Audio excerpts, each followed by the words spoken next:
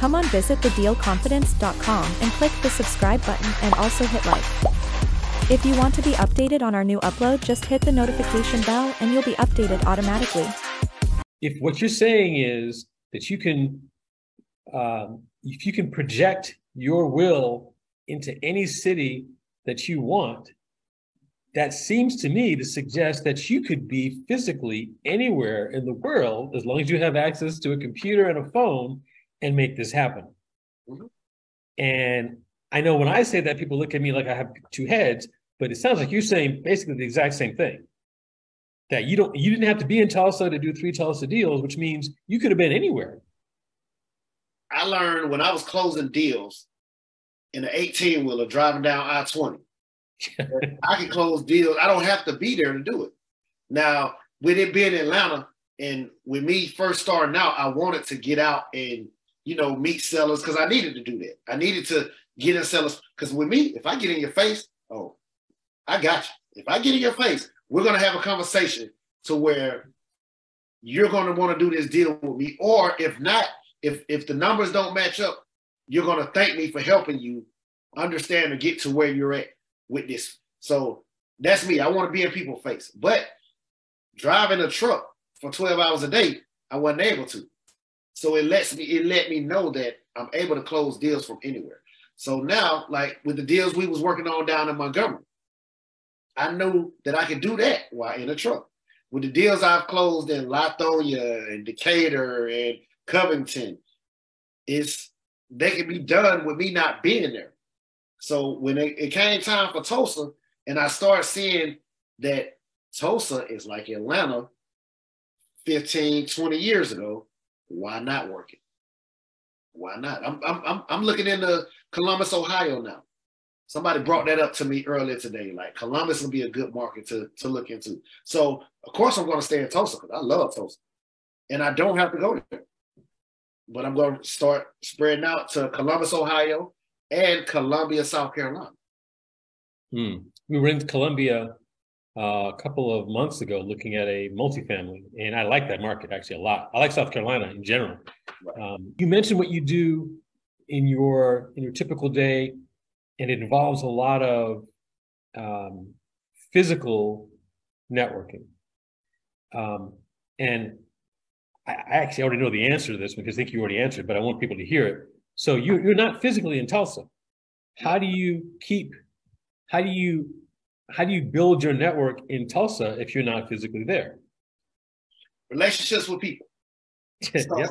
I got investors. We were actually looking on the second deal because of the way that property was set up. My sellers, her husband is disabled.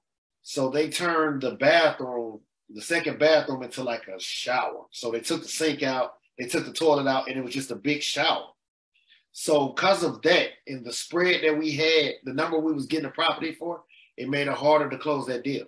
So we were looking for sellers on that deal. So while we were looking for sellers, I said, what could I do? I started Googling people that bought, I started looking and seeing LLCs that bought properties in that area.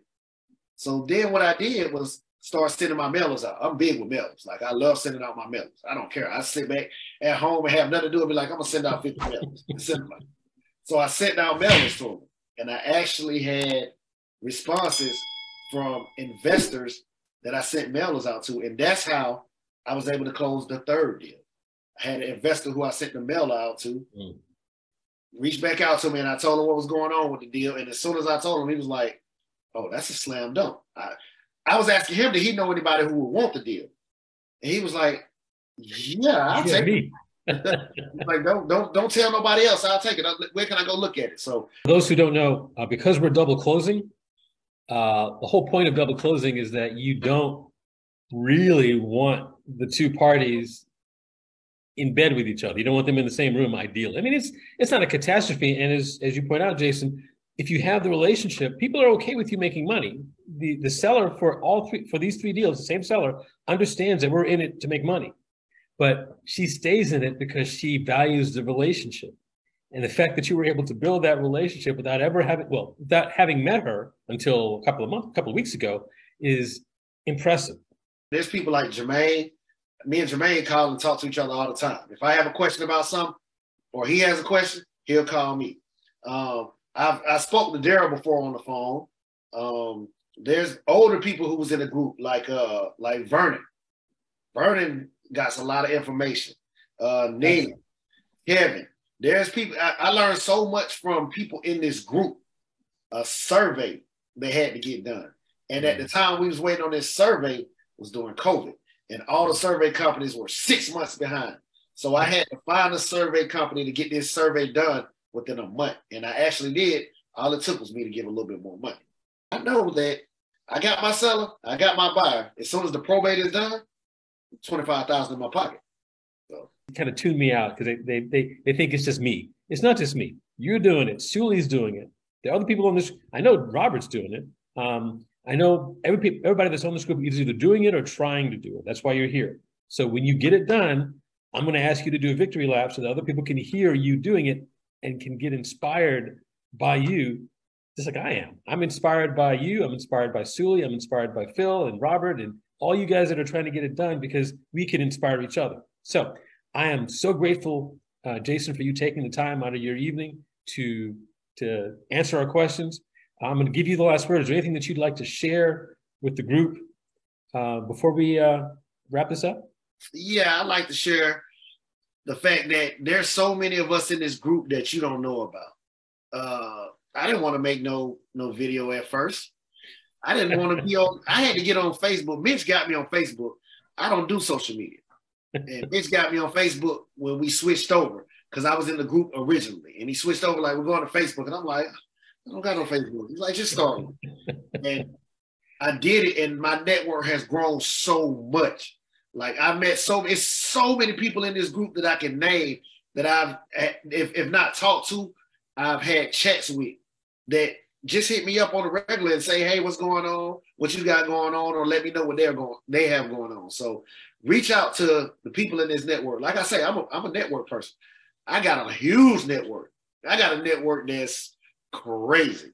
And it's just because I have no problems reaching out, talking to people. To watch the full video of Unstoppable Q&A, go visit thedealconfidence.com or click the link in the description below. Before we end this video, please don't forget to like and subscribe. See you there and have a great day.